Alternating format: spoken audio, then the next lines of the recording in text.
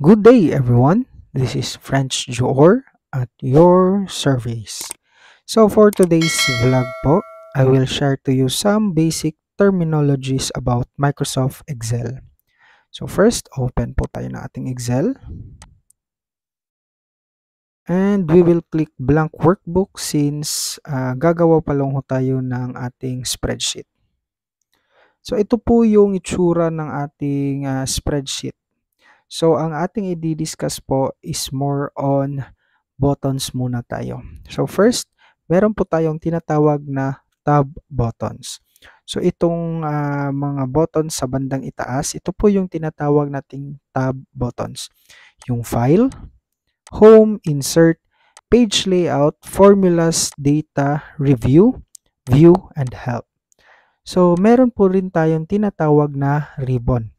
So, once i-click po natin yung isang tab button, meron pong lalabas sa ibaba na ribbon. Ito po yung tinatawag nating ribbon.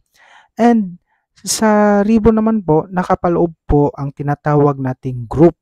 So, ano po itong group? Yung mga buttons po sa ribbon ay naka-group po according to their usage. So, example, sa home tab button, ito po yung ribbon. And meron po siyang mga groups na clipboard, font, alignment, number, styles, cells, editing, and add-ins. I-discuss po natin yung mga buttons na ito sa next videos natin. So, sa insert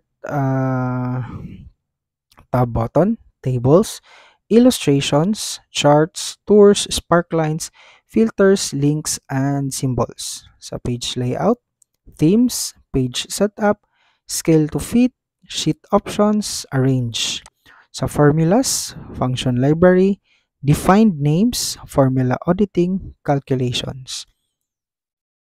Sa data naman po, get and transform data, queries and connections, sort and filter, data tools, forecast, and outline. Sa review, proofing, accessibility, insights, language, comments, and protect. Sa view naman po, meron po tayong workbook views, group, show, zoom, window, and macros. Sa help, ang nag-iisang help group. So, meron po rin tayong tinatawag na launch button. So, saan po natin makikita yung launch button?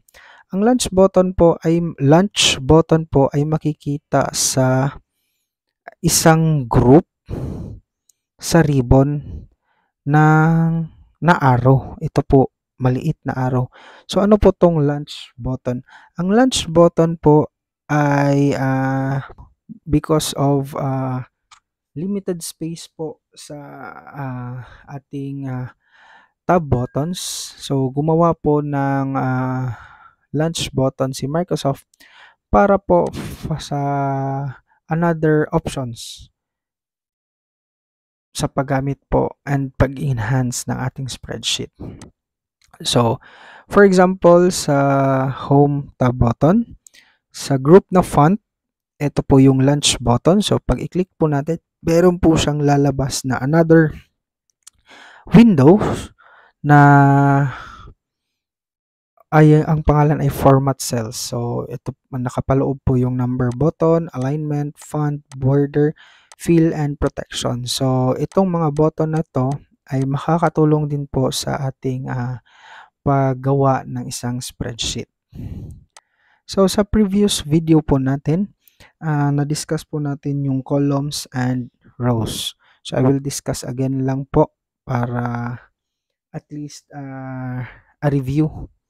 So, yung column po ay ito pong mga letra sa ibaba ng ating tab button. Ito po yung row, columns na ating tinatawag. And yung rows naman po ay sa kaliwang parte na mga numero. So, yung intersection po ng columns and rows ay tinatawag nating cells. So, itong mga maliliit na rectangle po na makikita nyo sa isang spreadsheet, ito po yung tinatawag nating cells. Ito po yung intersection between the columns and the rows. So, again, ito po yung tab button natin, ribbon, groups, lunch button, columns, and rows. So kung nagustuhan niyo po ang video natin, please subscribe, follow, share, and like the video. So again, this is French Joor at your service. See you sa next videos natin. Thank you and have a good day.